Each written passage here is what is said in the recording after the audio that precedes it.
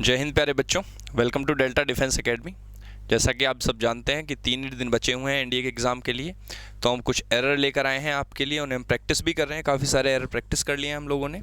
आज नए एरर हम प्रैक्टिस करने वाले हैं, तो बिना टाइम वेस्ट के स्टार्ट करते हैं अपने क्वेश्चंस को। The first question is, she was taller than either of her 5 sisters. हाँ जी, बताइए बी में क्या एरर है? She was taller than either of her 5 sisters. क्या एरर है? क्या आएगा? बहुत बढ़िया। She was taller than any one of her 5 sisters. मैंने तुम्हें बताया था कि ईदर जो होता है वो कितने लोगों के लिए यूज़ होता है? केवल 2 के लिए यूज़ होता है। नीदर जो यूज़ होता है वो कितनों के लिए यूज़ होता है? केवल 2 के लिए यूज़ होता है। नन मोर देन 2 के लिए यूज़ होता है। समझ आ रही है बात? नेक्स्ट क्वेश्चन है, Treasure Island is one of the best pirate stories that was ever written. Ankush, Treasure Island is one of the best pirate stories that was ever written. बताइए।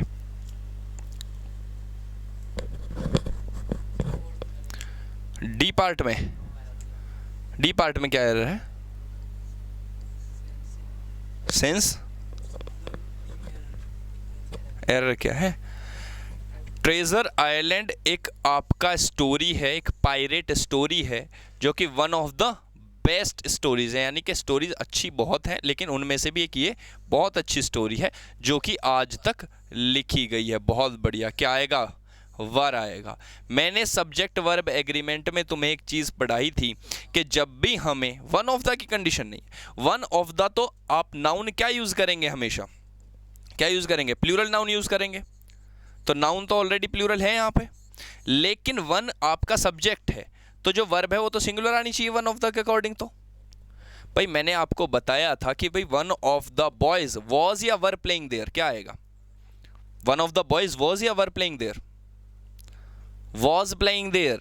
भाई वन है, देखो इधर सेंटेंस समझो। अगर मैं ऐसा सेंटेंस लिखूं, one of the boys was और वर प्लेइंग देयर, तो यहां पर कहने का मतलब ये है कि लड़कों में से एक लड़का वहां खेल रहा था। तो सब्जेक्ट तो वन हुआ, और वन के अकॉर्डिंग तो वर्ब आएगी। तो वर्ब कैसी आएगी? सिंगुलर आएगी। लेकिन यहाँ पर ऐसी कंडीशन ही नहीं है।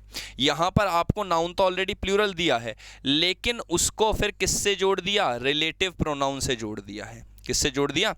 रिलेटिव प्रोनाउन से जोड़ दिया। और जब किसी चीज़ को हम रिलेटिव प्रोनाउन से जोड़ देते हैं तो वर्ब हमेशा उसके एंटीसीडेंट के अकॉर्डिंग आती है। किसके अकॉर्डिंग? एंटीसीडेंट। भाई ये एंटीसीडेंट ही तो होता है वर्ब इसका, रिलेटिव प्रोनाउन का। और एंटीसीडेंट इज प्लूरल और सिंगुलर हियर। क्या है? प्लूरल है, सिंगुलर है? एंटीसीडेंट जो है रिलेटिव प्रोनाउन का वो प्लूरल है। तो जब यहां पर प्लूरल है तो वर्ब भी कैसी आएगी? प्लूरल आएगी। इसीलिए वॉज नहीं होगा, क्या हो जाएगा यहां पर? वर हो जाएगा। ये इसका सही रीजन होगा। समझ आ रही है बात? चलिए नेक्स्ट क्वेश्चन देखते हैं।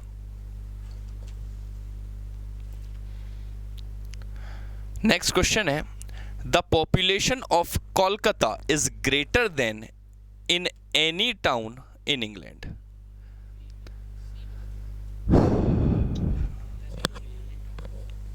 यानी हम कहना चाह रहे हैं कि जो पॉपुलेशन ऑफ कलकत्ता, यानी कलकत्ता की जो जनसंख्या है वो इंग्लैंड के किसी भी टाउन से ज़्यादा है। यानी इंग्लैंड के किसी भी टाउन की जो पॉपुलेशन है वो इतनी नहीं है।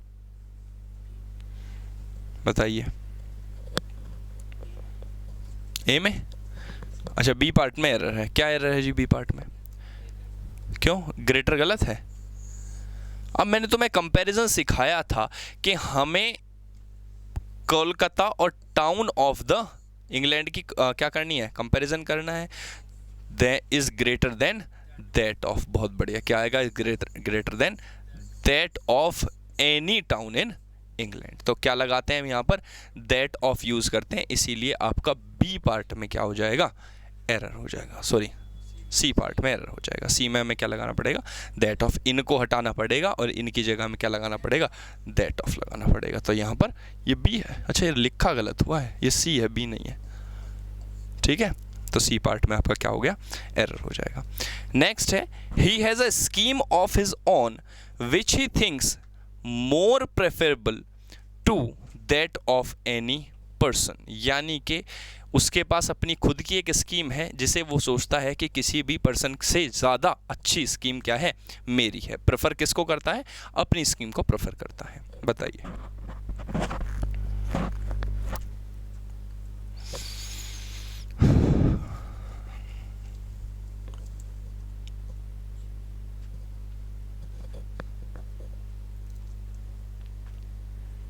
बताइए। हाँ भाई, अभी तक सिलेबस स्टार्ट नहीं हुआ तुम लोगों का, कुछ भी नहीं पढ़ा अभी तक। अभी 12th ही किए हो, कौन से ईयर में, इसी ईयर पास किए हो।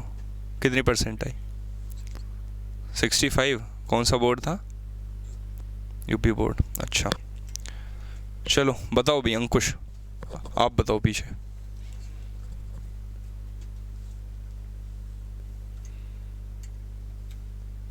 देखिए मैंने तुम्हें एक चीज़ सिखाई थी कि हम जो डिग्रीज पढ़ाई थी मैंने तुम लोगों को, है ना, पॉजिटिव डिग्री, कंपैरेटिव डिग्री और सुपरलेटिव डिग्री। जब मैंने तुम्हें बताया था कि भाई पॉजिटिव डिग्री में as plus positive degree plus as use करते हैं हम, सो प्लस एज यूज़ कर लेते हैं। कंपैरेटिव डिग्री में बेटर देन समबडी, देन का हम यूज़ करते हैं और सब्जेक्ट का कंपेरिजन सब्जेक्ट से होता है और ऑब्जेक्ट का कंपेरिजन किससे होता है, ऑब्जेक्ट से होता है। मैंने इसमें तुम्हें पढ़ाया था कि कुछ चीज़ें ऐसी होती हैं जो कंपैरिजन होता ही नहीं है जिसके अंदर, जैसे सीनियर है, he is senior than me या he is senior to me, sorry me. भाई देखो अगर मैं सेंटेंस लिखूं, ध्यान से समझो, एक minute, he is senior then या टू आई या मी, और एक सेंटेंस है ही इज़ बेटर देन या टू आई और मी। बताइए। हाँ, यानी सीनियर हो गया, प्रायर हो गया, प्रेफरेबल हो गया, जूनियर हो गया, सुपीरियर हो गया, इन्फीरियर हो गया, इन सब वर्ड्स के साथ हम हमेशा क्या यूज़ करते हैं, देन यूज़ करते हैं, टू यूज़ करते हैं। टू का यूज़ करते हैं तो यहाँ पर क्या यूज़ हो जाएगा, टू यूज़ हो जाएगा। और अब टू आपको पता है क्या है, ये तो प्रेपोजिशन है, और प्रेपोजिशन हमेशा अपने बाद अपना ऑब्जेक्ट लेता है या सब्जेक्ट लेता है, तो यहाँ पर क्या आएगा, मी आ जाएगा। लेकिन यहाँ पर प्योरली कंपैरिजन हो रहा है तो बेटर टू होगा या देन होगा, देन होगा, आई होगा या मी होगा, आई हो जाएगा। तो सही सेंटेंस क्या हो जाएगा, he is better than I, क्योंकि यहाँ पर ये सब्जेक्ट का कंपैरिजन किससे होगा, सब्जेक्ट से होगा, ऑब्जेक्ट से नहीं होगा। अब क्या इनके साथ हम मोर सीनियर लगा सकते हैं, बिल्कुल भी नहीं लगा सकते, कोई ज़रूरत ही नहीं है। तो क्या यहाँ पर मोर लगाने की ज़रूरत है, बिल्कुल भी ज़रूरत नहीं है। सी पार्ट में क्या हो जाएगा, आपका एरर हो जाएगा। समझ आ रही है बात, क्लियर है चीज़ें। चलो नेक्स्ट क्वेश्चन है, some people complain when they encounter a small misfortune in their through life. बोलिए।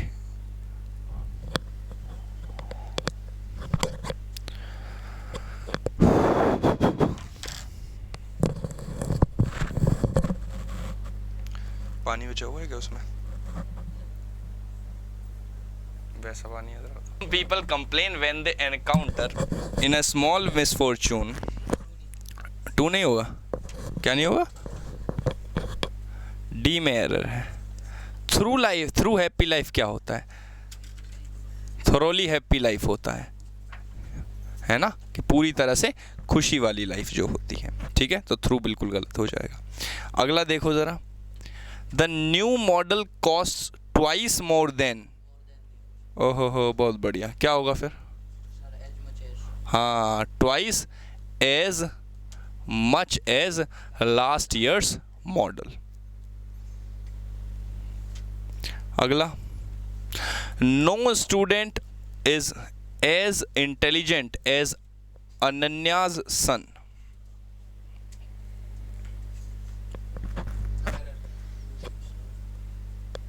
हाँ भाई एक सेकंड, तेरे को क्या लग रहा है इसमें क्या एरर होगा? ABCD तेरे एग्जाम में 2 क्वेश्चंस आएंगे एरर के, है ना? तो ABCDE 4-5 ऑप्शंस दिखाई दे रहे हैं, ये तो नो एरर का ऑप्शन होगा। क्या होगा इसमें बताओ? कुछ तो पता लग रहा होगा।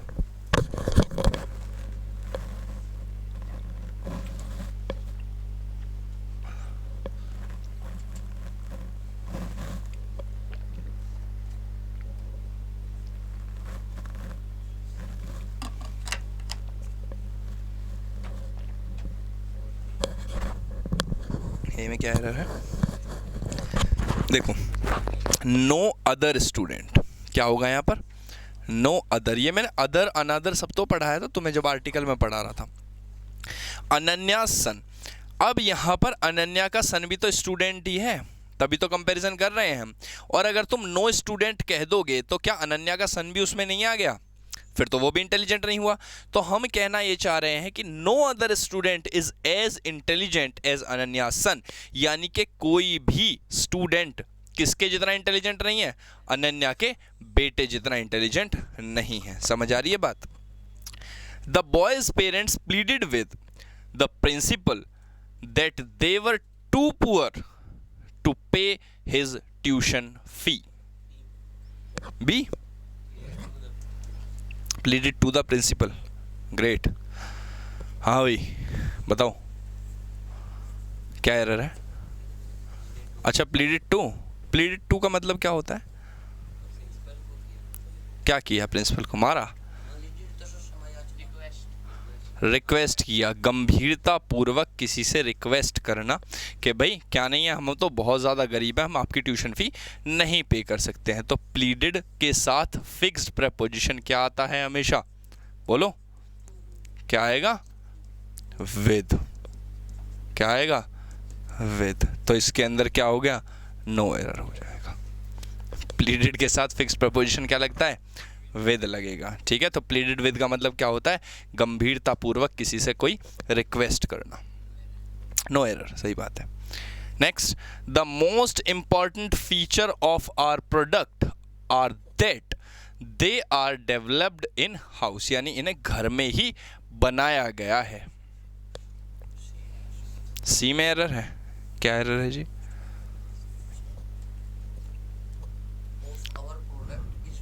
हाँ, यानी ये भी सब्जेक्ट वर्ब एग्रीमेंट का टॉपिक है कि मोस्ट इंपॉर्टेंट फीचर की बात कर रहे हैं हम। क्या कर रहे हैं? मोस्ट इंपॉर्टेंट फीचर क्या है कि इसे घर में बनाया गया। इसकी आर की जगह क्या आ जाएगा?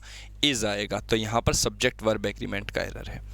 When I finished writing the letter I could not help admiring myself to have achieved the impossible, यानी कि जब मैं लेटर लिख के बैठा या मैंने लेटर लिख लिया तब मैं खुद को एडमायर करने से नहीं रोक पाया कि यार मैंने तो एक इम्पॉसिबल चीज़ अचीव कर ली। हाँ जी,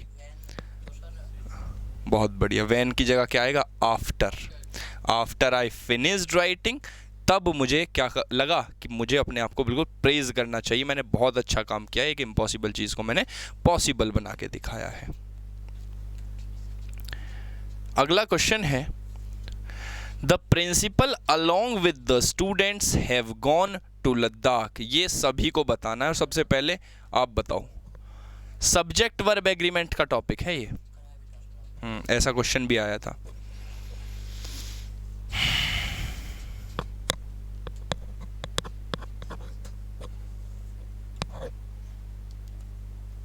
तेरे पढ़ाई लिखाई का कोई फ़ायदा नहीं है भाई फिर, अगर तो इसे भी नहीं। सी में क्या एरर है? हैव की जगह हैज आएगा। Very good. यानी कि जब along with, together with in सब से कोई, एज वेल एज हो गया, इन सब से कोई भी दो आपके सब्जेक्ट कनेक्टेड होते हैं तो verb will come according to the first subject. जो आपका पहला सब्जेक्ट है उसके अकॉर्डिंग क्या आती है? हमेशा वर्ब आती है। तो हैव की जगह क्या आ जाएगा? हैज आ जाएगा। ठीक है, क्योंकि हैव तो प्लूरल वर्ब है, हमें चाहिए सिंगुलर वर्ब। चलो अगला क्वेश्चन देखो। When you have gone through my book, give the same to me. यानी जब तुम मेरी किताब को पढ़ लो तब उसे मुझे वापस कर देना।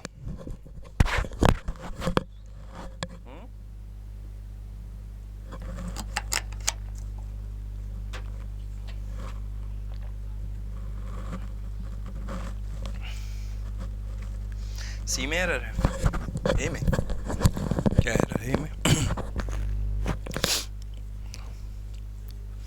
when you have gone through, हाँ जी क्या, when have you, कोई हमें इंटरोगेटिव सेंटेंस थोड़ी बनाना है भाई। सब्जेक्ट के पहले वर्ब तब यूज़ करते हैं या तो हम इन्वर्जन लगा रहे हो, और अगर इन्वर्जन नहीं लगा रहे तो हमें क्या करना है, फिर इंटरोगेटिव बनाने का प्रयास कर रहे हैं। But it is not an interrogative sentence ना, ये तो एक अफर्मेटिव सेंटेंस है।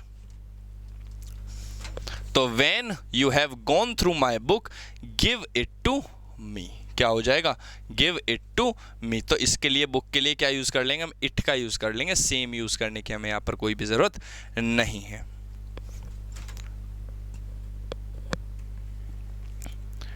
नेक्स्ट देखिए, he said number of lies and then went saying me goodbye।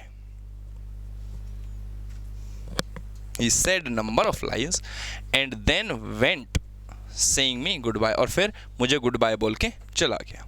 उसने पहले तो मुझे बहुत सारे क्या बोले, झूठ बोले, और फिर खुद ही गुड बाय बोल के चला गया। बहुत बढ़िया, सैड नहीं होगा, क्या होगा यहाँ पर, ही टोल्ड, उसने कहे, मतलब किसी को बोले। Not only we saw the education minister but also the chief minister, हमने केवल एजुकेशन मिनिस्टर, बहुत इंपॉर्टेंट और एयरफोर्स में बहुत आता है नॉट ओनली बट ऑल्सो वाला, ठीक है।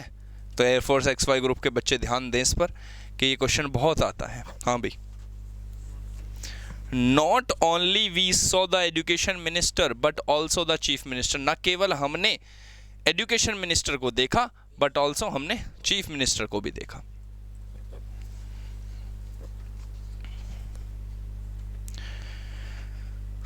ये क्या है, अनमोल स्पाइरल्स,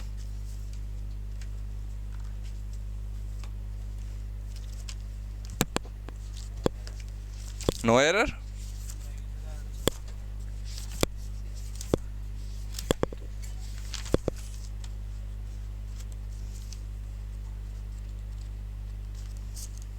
तेरे सारे टॉपिक खत्म हो गए।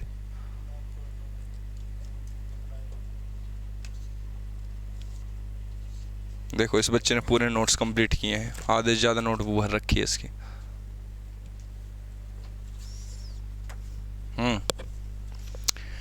यहाँ देख, but also the chief minister, हमने बताया था कि सब्जेक्ट दोनों जगह सेम होने चाहिए जब नॉट ओनली और बट ऑल्सो आए।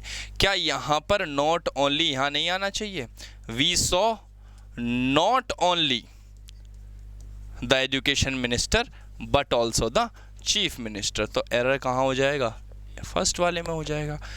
नॉट ओनली के बाद भी आपका सेम सब्जेक्ट होना चाहिए, जिसके बारे में जिसको हम रिलेट करने का प्रयास कर रहे हैं वो दोनों के बाद सेम होनी चाहिए चीज। चलिए अगला क्वेश्चन,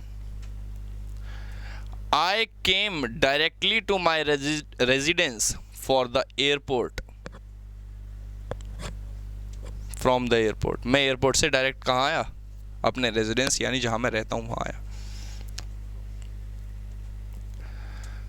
डायरेक्टली नहीं होगा, क्या होगा, डायरेक्ट होगा, डायरेक्ट टू माय रेजिडेंस।